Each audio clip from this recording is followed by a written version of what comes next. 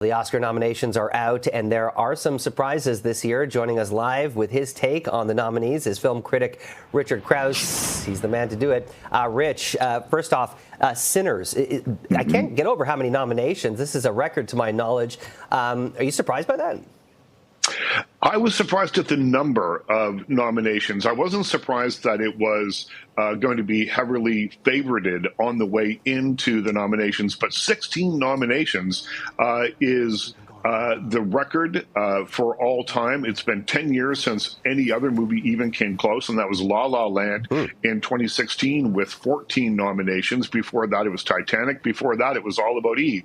So it's been a long time since one movie has gotten this amount of love from the Academy Awards. One battle after another. The Leonardo DiCaprio film came close. It has 13 nominations, but they are by far and away the most nominated films at the Oscars this year. And to my knowledge, this is the first Oscar nod for Michael B. Jordan, and I believe maybe the first time that an actor who's had to do double duty is getting nominated. Well, here's the thing. I was wondering because as you go through the list of nominations, as they keep saying sinners, sinners, sinners over and over again, by the time they got to Best Actor, I was beginning to think that they were going to give him 2 nominations, one for each character that he played in the movie, but they stuck with just the 1 nomination for the 2 characters. You talked about one battle after another. That's obviously a number of the actors in this film getting nominations. Yeah, Benicio del Toro and Sean Penn will have to battle it out in Best Supporting Actor category. And then, of course, Leonardo DiCaprio is up for Best Actor here. And I think he's got a run for his money in Timothée Chalamet for Marty Supreme. But that movie didn't get as many nominations as I expected it to. So who knows what will happen. That'll be a bit of a toss of the coin, I think. I love this story of the fact that a Torontonian who had this creative idea of K-pop Demon Hunters is now up, not only nominated, but from what I hear is the most watched series I think ever in Netflix's history. That's incredible. It is incredible. Maggie Kang, she was born in South Korea, moved to Toronto at age 5. She's the co-director of K-pop Demon Hunters, which lived at the very center of popular culture in 2025.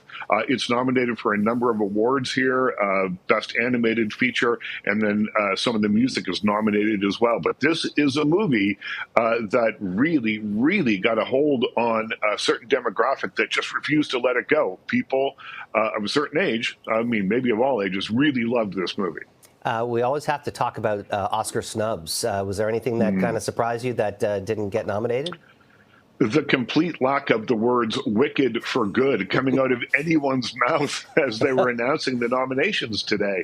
I thought there would be something for Best Song, Best Score. I thought Ariana Grande might get a nod for Best Supporting Actress. Maybe Cynthia Erivo for Best Actress, but nothing. It was a big goose egg for Wicked, and I think that's probably the most surprising of the snubs for me. There are others. Paul Mescal for Best Supporting Actor for Hamnet. This is a movie that has been really embraced during award season.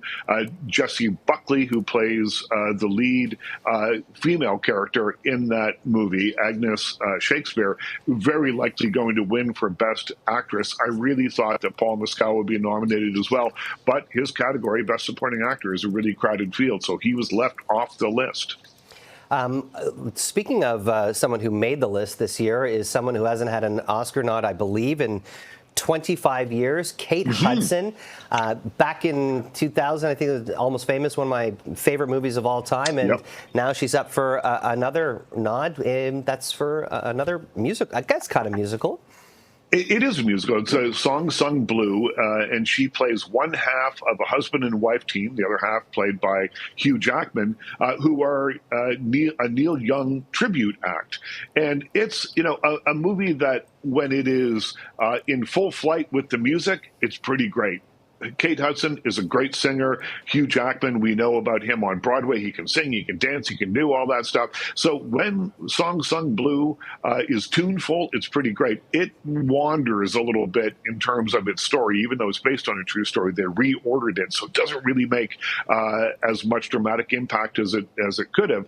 But Kate Hudson's pretty great in it. But that was a bit of a surprise for me to see her listed in that category, because Song Sung Blue, even though it's got a great soundtrack, didn't really capture audiences in the way that I think probably they hoped it would, releasing it in December in and around Christmas, a movie for the whole family, that kind of thing. So good for her, but that was a bit of a surprise. And just a reminder that these awards are going to be handed out on March 15th. Richard Crouse, always appreciate it. Thank you so much. Thanks for having me, Jamie.